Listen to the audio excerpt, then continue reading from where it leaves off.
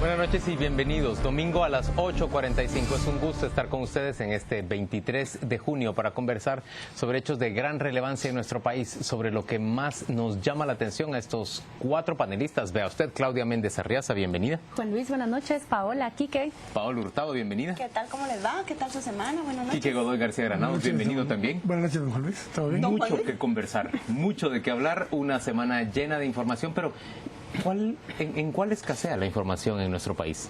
Yo no recuerdo desde que hacemos a las 8:45 el domingo una edición en la que no hayamos tenido mayor cantidad de temas que conversar. Semana Santa. Siempre tenemos que discutir cuáles priorizamos de tantos que hay para discutir. Esta vez estuvo lo de la portuaria.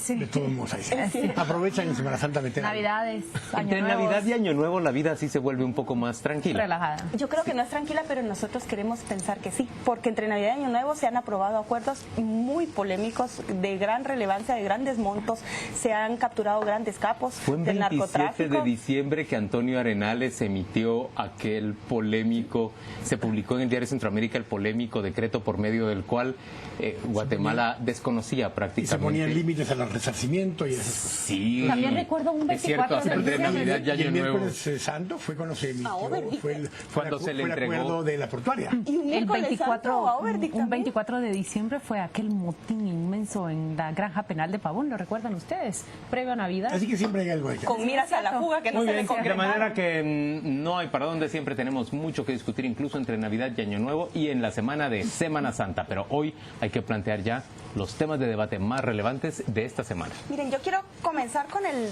tema para que discutamos, empezando por el anuncio de los escuadrones de seguridad que van a asignar a 3 cabeceras departamentales. Escuadrones de seguridad, Escuadrones de ese es el seguridad. término que eligió el gobierno. El gobierno ha utilizado este recurso militar para Escuintla, para Huehuetenango, para Zacapa, pero que va a tener influencia en otros departamentos como Chiquimula, Izabal, Quiché, Alta Verapaz, Uchitepeques y Santa Rosa. A ver, ¿qué son? 1.524 soldados, elementos castrenses, que van a ir a apoyar a la Policía Nacional Civil. Y los van a apoyar armados con las armas del ejército. Van a utilizar fusiles Galil, van a utilizar pistolas, acompañados con la policía. Y hay críticas empezando por el tipo de armas que se van a utilizar. El mismo Ministerio de Gobernación ha reconocido que no es lo ideal un fusil tipo Galil para áreas pobladas, pero que en este momento, ante la carencia de armas para la policía, una generación que está a punto de graduarse que no va a tener pistolas, lo que queda es aceptar que los soldados van a utilizar armas no recomendables para seguridad ciudadana en vez de fronteriza. Y esto va a costar un total de 119 millones. La presencia militar va a estar, en palabras del gobierno, hasta que se fortalezca la PNC. Y un segundo tema que me gustaría que incluyéramos de una vez acá es que mientras la PNC se fortalece, muchas comunidades han formado sus propias juntas locales. Un estudio que se dio a conocer esta semana en la prensa, que sale del Instituto de Transformación de Conflictos para la Construcción de la Paz de la Universidad Rafael Landívar, calcula que hay 300 juntas locales de seguridad al margen de la ley, al margen de la aprobación del Ministerio de Gobernación, para poder tomar acciones en favor de la seguridad ciudadana, y que incluso han incurrido en delitos como secuestros y extorsiones. Un alcalde esta semana fue señalado de tener vínculos con estas juntas de seguridad, que han secuestrado a gente, la han obligado a hacer trabajos de la comunidad y las han metido en carceletas municipales hasta que cumplan con sus demandas. Bueno, ahí se los dejo en la mesa, que podemos hablar de esas deficiencias de la PNC que están supliendo militares y juntas locales de seguridad. Yo la primera, y solo por ir un poco por partes, malísima estrategia de comunicación, quien se le haya ocurrido el término escuadrones. Lo que, sí, es que no tiene ningún sentido con todo lo que hay alrededor. No tiene sentido. Le pudieran haber puesto cualquier otro nombre. porque el concepto es lo que van a ir a hacer. Pero ponerle el nombre de escuadrones, cuando todo lo que se ha generado de violaciones de derechos humanos, de un militar en el gobierno, un militar en el Ministerio de Gobernación, y venir y ponerle escuadrones, cuando aquí se ha utilizado mucho el término de escuadrones de la muerte, creo que para empezar por ahí, comunicacionalmente, cero, que no haya diseñado así. A ver, yo lo que estoy viendo esta semana es las evidencias de unas medidas, no voy a llamarles desesperadas, pero lindando con la desesperación de parte del Ejecutivo, del Gobierno de la República. El presidente, cuando era candidato, ofreció que iba a dotar de seguridad ciudadana a los guatemaltecos. Y lo cierto es que su gobierno no ha logrado hacerlo, que tiene grandes deficiencias.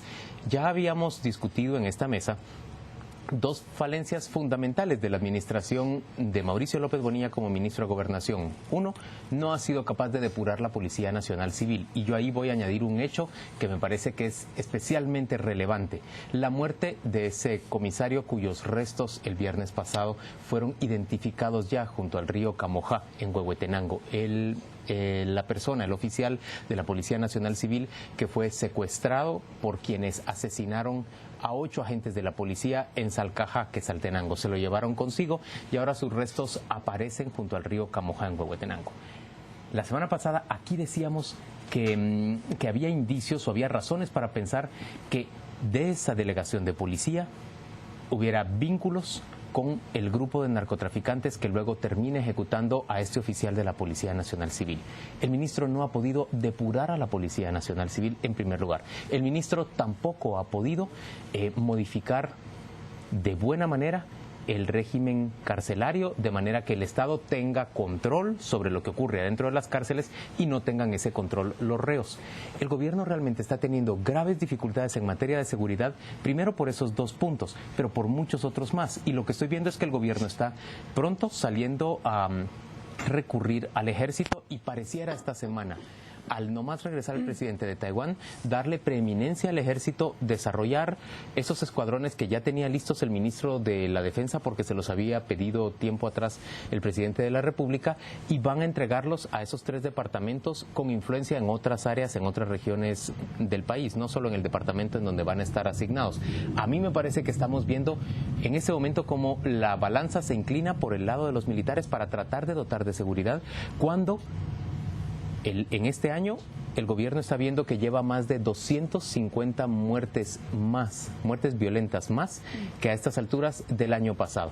Yo veo una dificultad grande para el gobierno, unas circunstancias complicadas.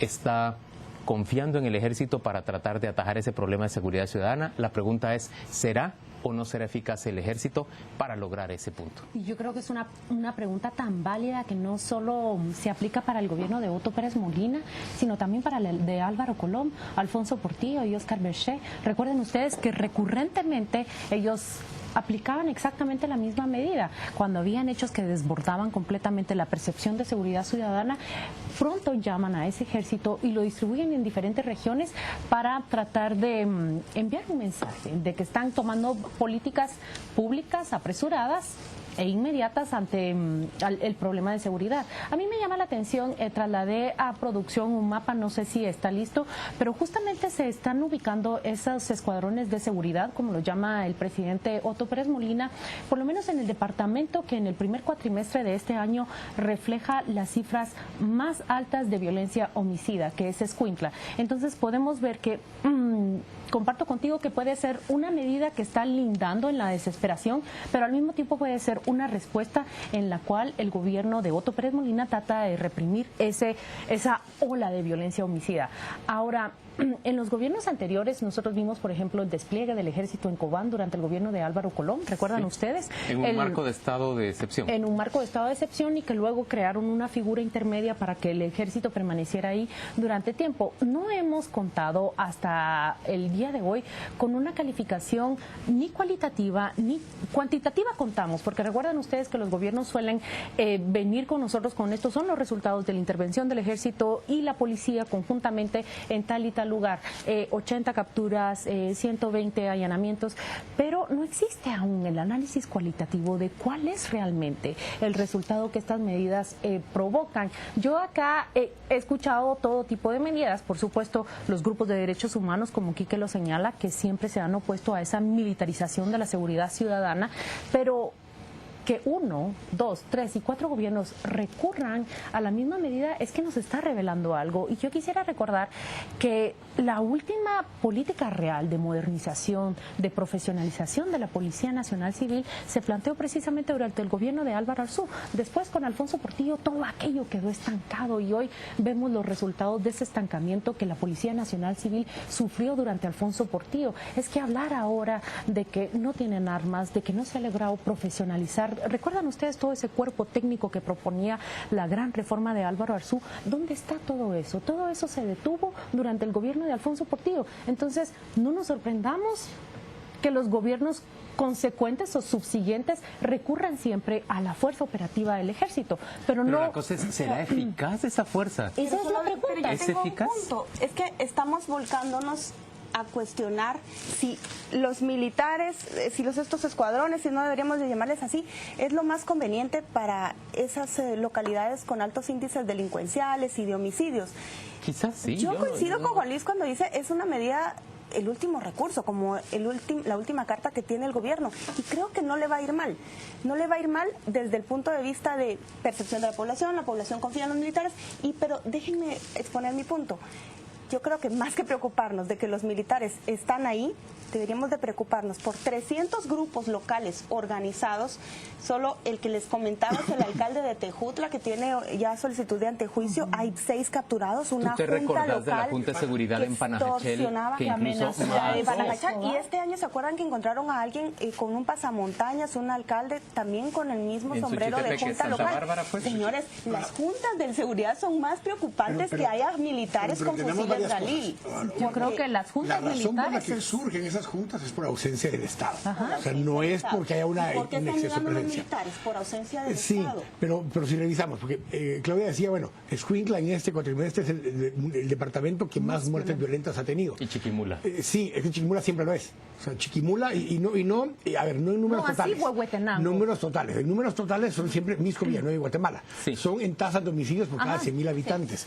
Sí. Escuintla esta vez pasó a Chiquimula, que era siempre líder en tasa de homicidio por cada 100.000 habitantes. Pero Huehuetenango y San Marcos no lo son, por el caso de Tejutla, estos municipios.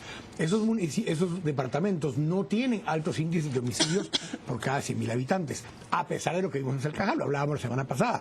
En Salcajá tenía 22 meses Salcajá de que no había un homicidio en Salcajá, y de pronto hay 8 y son policías. El tema de las juntas de seguridad local es justamente por la ausencia de la Policía Nacional Civil, de juzgados y de una instancia que resuelva oportunamente los problemas. Pero el tema del ejército no es que sea última instancia. En enero del año pasado fue lo primero que hizo este gobierno. Las tasas de homicidio, las muertes violentas venían bajando. Y sin embargo, entre enero y abril del año pasado lanzaron las fuerzas de tarea y lanzaron las juntas las unidades de seguridad ciudadana del ejército a las calles. No olvides las zona 18, sacaron en abril, sí, es que hicieron estas fuerzas de tarea Maya, le llamaban en zona 18. Los retiran porque ya llegaron a su cumplimiento y después de eso empiezan a subir las muertes violentas otra vez. Hoy lo que hay es una desesperación realmente del gobierno, porque después de 3 años de estar bajando las muertes violentas, llevamos un semestre de que están subiendo las muertes violentas. Esa tendencia se había logrado mantener entre el gobierno pasado y el inicio de este gobierno. Y que tengo una pregunta, pero tenemos que ir a pausa comercial. Volvemos para seguir conversando este tema de la seguridad, la decisión del gobierno de llamar a escuadrones militares a participar en 3 regiones distintas del país. Vamos a hablar también de esa decisión anunciada por el presidente de ir a comprar armas para la policía por medio de un mecanismo de excepción. Los rumores que ya han empezado a surgir, por supuesto, de compras arregladas alrededor de ese mecanismo. De eso vamos a volver en cuanto regresemos de la pausa.